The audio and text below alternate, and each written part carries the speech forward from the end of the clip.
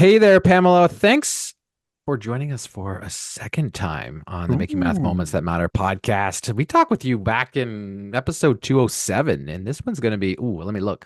This one's going to be 298. So it was a while back. It was back in 2022 that we chatted with you about the ICU care framework. I'm sure we'll dig into that a little bit here today, but welcome back. We're going to talk all things about your virtual summit session that's coming up in November. So, welcome, and how are things? Oh, things have been going great. I've just been loving having the opportunity to talk with teachers and go to different conferences across the country and see that people do things differently than we do here in Georgia. And it's always great to learn from other people. Not that Georgia does things bad. It's just always good to, get the best of everything and then Yeah, pull it all together. So I've been doing great. I love it. I love it. We definitely, can relate. We work with a lot of districts all over North America and beyond. And, you see some of the similarities. A lot of the challenges are very similar, we find. But then you also look at some, creative sort of approaches, things that people are doing and have, been sort of grassroots and sort of worked on together in these smaller pockets, which is really awesome. So to be able to go and see and learn and then bring, you get to leave something, but you get to take something back with you is always amazing. Before we dig into this show, we do usually ask folks for their math moment, but you already shared a math moment back on episode 207. So today we're going to throw something at you and we're going to ask you, like, what would you say is a math moment lately Mm. that's either resonated with you or maybe something that's been on your mind before we dig into all about your summit session? Well, it's interesting that you asked that because I think I had a math moment yesterday. I Ooh, was talking with a teacher who I actually met at NCTM Regional Conference in Seattle. And so she was wanting to implement ICU care with her students. And so I talked with her yesterday. And so we were talking about, she says, well, I'm getting ready to start this beginning of the school year. Do you have any advice for how to start the year off? And so I hmm told her about hmm this problem-based um, activity that I created for the first day of school. And I talked about how it really set the stage for right. how we're going to do math. We did math. And it's funny the way I came up with this activity was because I was a brand new teacher and I did not, you know how pre-planning, I don't know how they do it in Canada, but pre-planning starts on Monday. And it was Thursday before I was in the system. So I had 4 days to where I couldn't even get, Right. when you're not in Yeah. the system, you can't log You on, can't do you anything. can't, right? Yep. And so, You're needless an to say, I alien wasn't to the going to have my district. syllabus ready and I wasn't going to have my textbooks ready to give out on day one. Oh my So God. I was like, all right, Nightmare. so let me create a math activity that I'm going to do on the first day. And after that, it was such a wonderful activity. I was like, I'll never give out textbooks and do the syllabus on day one again. Like, Love it. Love it. Well, Awesome. so, walk. You, Awesome. you can't leave Yeah, us I hanging was though. just You going to can't say, leave I'm us like, we're not hanging going to here. move so on what's from the there. activity? Okay. Yeah, yeah. Yeah. Gotta give it to us now. Like now, this Okay. So whole the episode activity became about this. is I when I was in a previous district, we had used an Algebra 1 textbook called Algebra 1: A Process Approach and was produced by the University of Hawaii. So we called it Hawaii Algebra. It's very And different algebra. in in the chapter 1 was all about problem solving Yeah. and how do we take kids through the 4 steps of problem solving. And then the rest of the book was problem solving. So there was a problem in there called the bingo problem, and it was a 5 by 5 square. And it asked how many squares are on the bingo card. And of course, the kids think it's 25, Right. but that's because they're only counting the 1 by 1 squares. So then I make them think. So the activity I gave was work on this by yourself, write an answer down. Okay, now work with a partner. What answer do you have with your partner? Write that answer down. Work with your team. And I always had very first day of school, they were seated so that they knew who their teammates were because their desks were together. So I said, now put your heads together with your team, write that answer, and then now let's discuss it as a class and write that answer down. So then I had them reflect, okay, which configuration did you enjoy doing the most? with the most comfortable for you. Right. So then I said, for which configuration do you think the answer was the most accurate?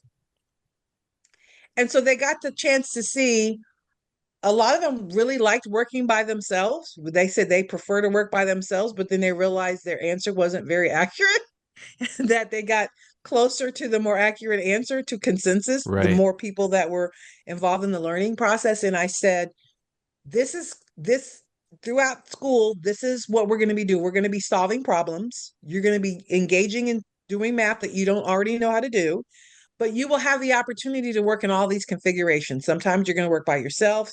Sometimes you're going to work with a partner. Sometimes you're going to work with your team. Sometimes we're going to do a whole group. And that just day one set the expectation. And the fact that it was the first day, they already knew I wasn't going to be like other teachers because everybody Right. else was doing syllabi and giving out textbooks. Right. So that was the activity. Now, so how did that lead to my math moment? Well, this teacher shared an activity that she had done. And we were talking about in my book where I talk about sharing math stories. You know how I've asked kids to give teachers to find out their students' math autobiography, their math stories. Well, Mm-hmm. she said their team decided to share their own math story, but literally it was a math story. It was their story, and they had fill in the blank, and there were numbers. So they had a bank of numbers, and the kids had to figure out and fill in the numbers based on the context and getting to know the teacher. And I remember thinking how math is everywhere, but sometimes in school we just think we have a very narrow view of it. And I just loved how they humanized mathematics on the very first day with sharing Mm-hmm. their own personal stories, but seeing numbers in context. That Yeah. was my math moment. It's a great it's great because I think you know the time that folks are listening to this episode, it's still, we're getting ready to go back to school. It's summer, but also like it's first for, probably for closer to where you're from in Atlanta. We're getting, real ready to come back to school.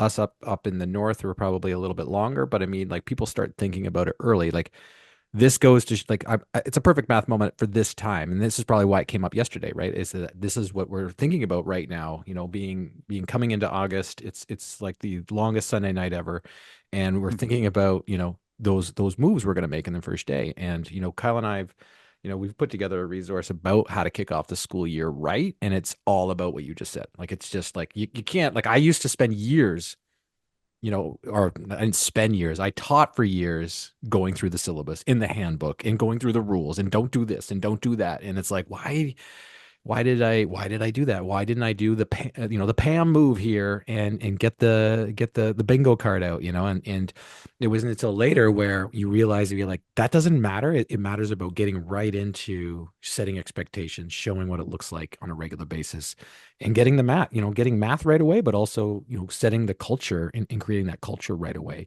Super important to kind of like ditch that syllabus and get right into it right away, and get the kids to know who you are, and also get to know who the kids are, get to know the kids right away.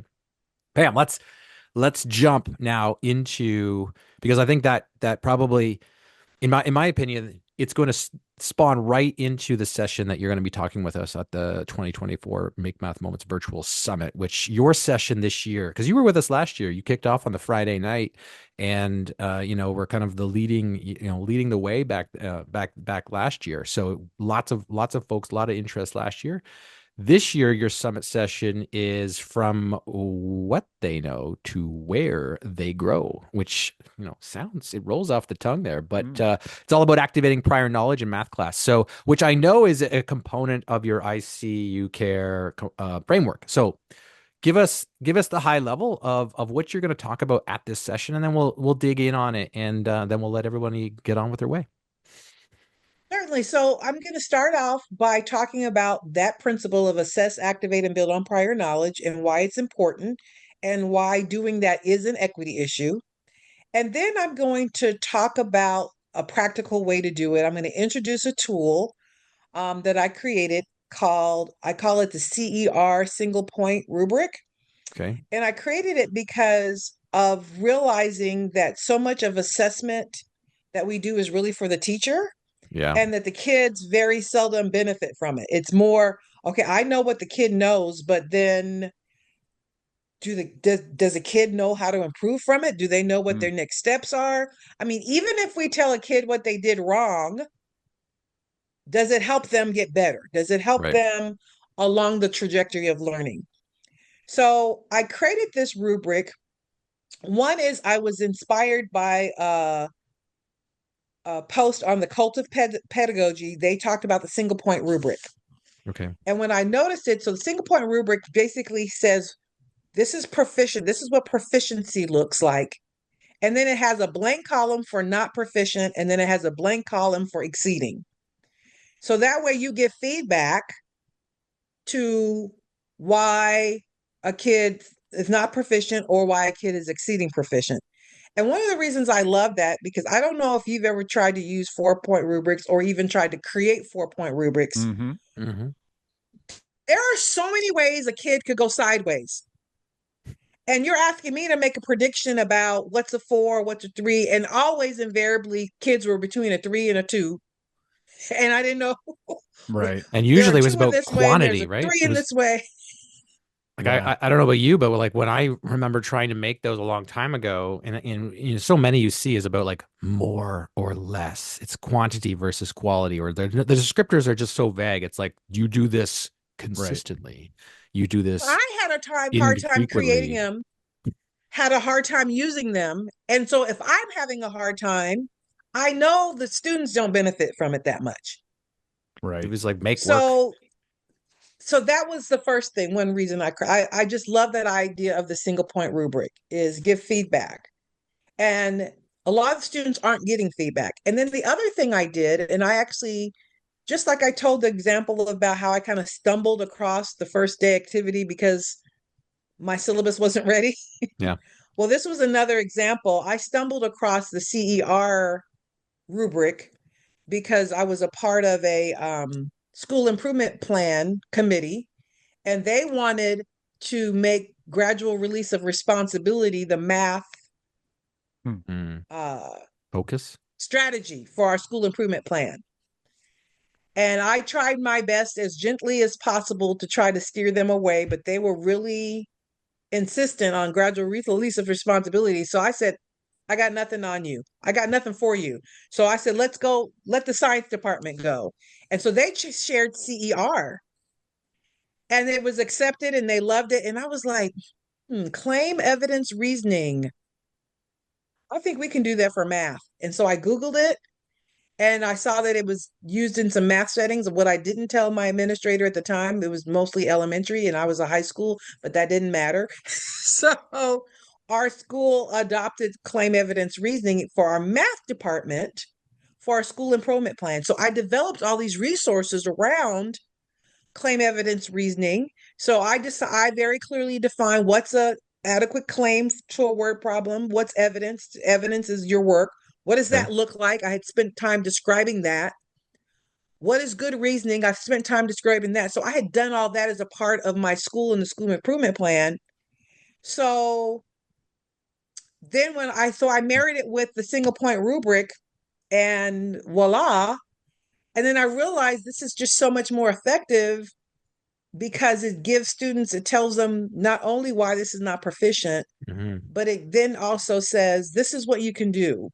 Mm. And so that's what I'm going to be sharing, where I'm giving some examples, looking at student work, showing how we might use the rubric to give feedback to kids, how Love we it. might teach kids to use the rubric and give feedback to each other. So that's what That's my session's going to be. I love it. I love it. And you know, one of the challenges I find with assessment and evaluation is like no matter what improvement we look to make, I think the most important work is the doing of the work, if that makes sense, right? So it's like, you know, you went down that path, Pamela, like many of us have. And, you know, I do remember trying to make a rubric because supposedly that was going to, you know, be the end all be all for me at the time. And I found the same challenges, you know, but the more work that we put into trying to help students along this path, I think the better off we become and the better we're able to implement, regardless of whether we use CER or if we use some other type of structure. as long as we're doing that thinking, I think that's where we get the biggest payoff. So I'm really excited for all of the attendees at this year's summit who are going to have an opportunity, whether they've heard of CER before, maybe they've utilized it or tried to utilize it before, or maybe it's brand new. By them going on that journey with you, I can already hear it just in this very short preview that you're giving us here on today's episode, that, people will be able to relate to some of your struggles, but then they're also going to be able to potentially see what you're doing differently through this method, and whether they choose to use that exact model or whether they take what you've learned by using this model and try to apply it to whatever journey they're on.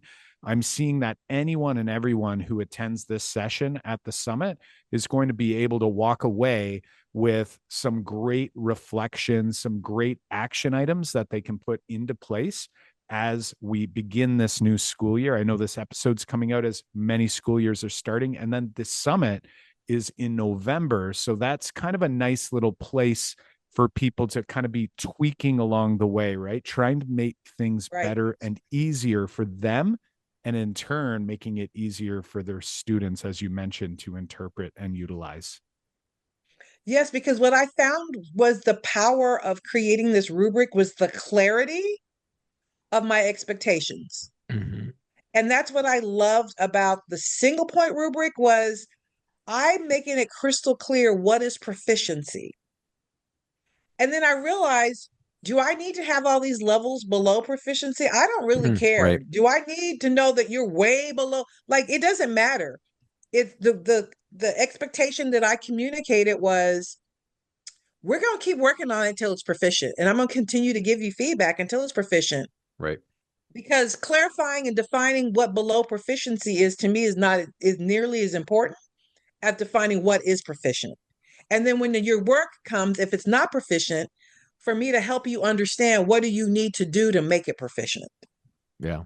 Yeah. And we even, this is something that we strongly believe in as well, because we made changes in our math program and our math classes to assess. We used to call it, we do call it assessing for growth, like just making sure that this is where we're trying to get. We're trying to reach the standard. We're trying to perform at standard level, go above and beyond. Here's the benchmark. Like, here's where we're trying to aim for. And I completely agree. If you're not there, our job is to help you get there, and we Right. shouldn't be penalizing you if you're not. We shouldn't be like holding it against, like, it's almost like we used to always say, like, the marks are in flux until you get there, but then it's like, but we're at some point, the course is going to end or the year is going to end, and we're going to be somewhere along this line of where you were or where you currently are on these standards, and then that's the time it's like, okay, now we've turned assessment into evaluation. But we always Right. used to say everything is formative assessment until that moment. Till it Be- ends. Right. right. Because the formative assessment is about,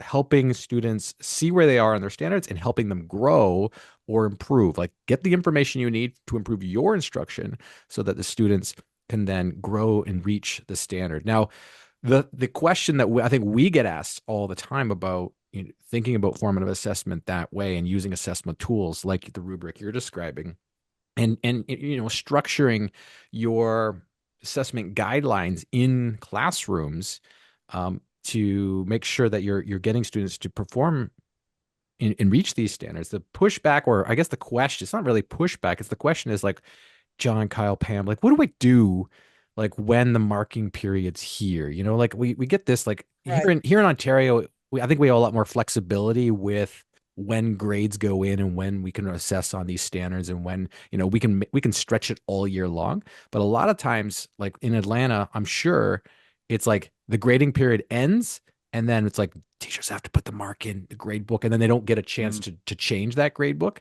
Yeah, like that's one of the battles I think it holds people back by going, like, I want to try this, but how do, like, do I just put it in and then it's stuck there even though I don't believe it should be stuck there? And how do I grapple with this? Like, what have you seen from teachers? What have, how do you guide people in kind of like grappling with this? Like, I have to put marks in, but I really want to use assessment to keep the learning going.